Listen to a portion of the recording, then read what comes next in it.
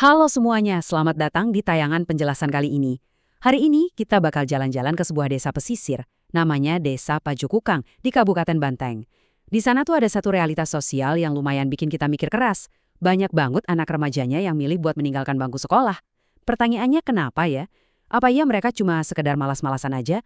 Atau jangan-jangan ada tembok tak kasat mata yang menghalangi mereka? Yuk kita bedah sama-sama. Oke, mari kita selami topik ini. Kalau dengar kata anak pesisir putus sekolah, seringkali kan kita langsung mikir, pasti orang tuanya emang nggak peduli tuh sama pendidikan anak-anaknya. Atau mungkin mereka ngerasa sekolah itu buang-buang waktu aja.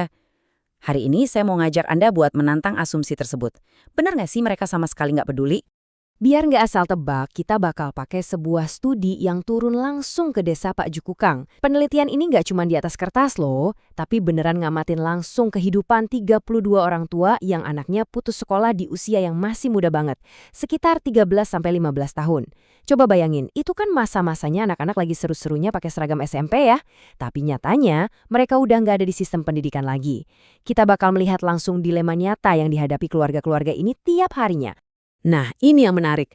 Ada perbedaan mendasar antara masyarakat petani dan nelayan.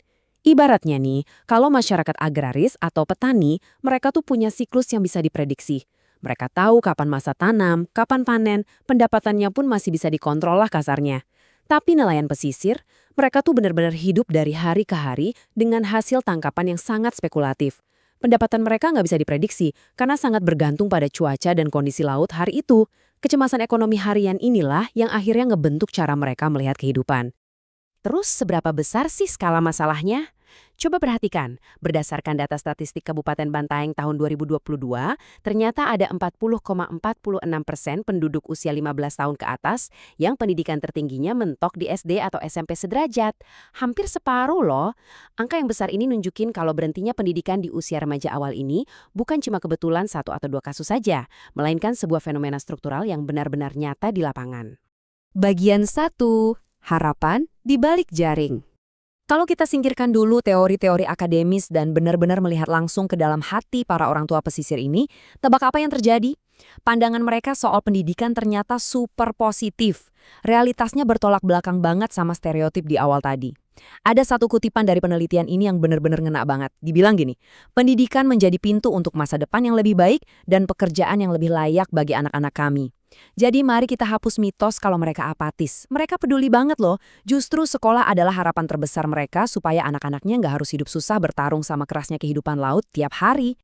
Tapi, disinilah misterinya makin dalam. Faktanya, fasilitas pendukung pendidikan di Desa Pajukukang ini lumayan oke. Jarak dari desa ke pusat pendidikan, bahkan sampai ke jenjang kampus itu deket. Cuma sekitar 9,4 kilometer.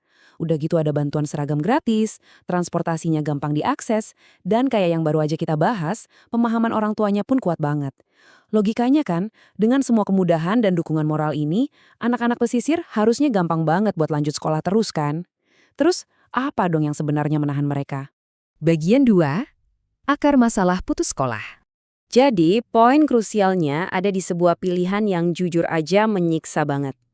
Coba posisikan diri Anda sebagai ayah atau ibu yang kondisi dompet keluarganya lagi tipis karena hasil tangkapan laut yang nggak menentu. Di depan Anda ada anak usia 15 tahun yang secara fisik udah cukup kuat. Pertanyaannya, apakah Anda bakal biarin mereka tetap duduk manis di sekolah memikirkan masa depan jangka panjang? Atau Anda bakal minta mereka ikut melaut hari ini juga supaya keluarga bisa makan malam ini?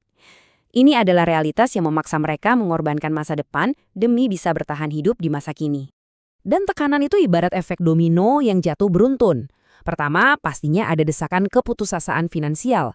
Kedua, ada budaya turun-temurun. Mindset tradisional nelayan tuh begini. Kalau seorang anak badannya udah kuat, ya mereka udah dianggap siap buat bekerja. Nah, yang ketiga ini juga nggak kalah bahaya, yaitu tekanan lingkungan.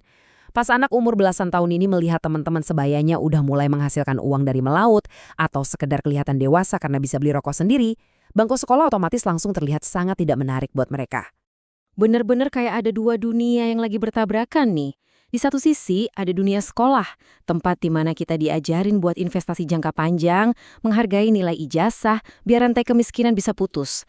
Tapi di sisi lain, dunia laut menuntut pertahanan hidup hari ini juga. Dunia laut jauh lebih butuh otot dan kekuatan fisik daripada selembar ijazah, dan sangat terikat dengan tradisi leluhur. Buat remaja pesisir yang keluarganya lagi kesulitan uang, sayangnya dunia laut ini seringkali menang telak karena ngasih solusi instan buat perut yang kelaparan. Bagian 3. Memutus rantai kemiskinan pesisir. Dari sini kita bisa lihat ya, kalau cuma mengandalkan niat orang tua aja jelas gak cukup buat ngelawan beban struktural dan ekonomi yang seberat ini. Dibutuhkan kolaborasi lintas sektor yang nyata.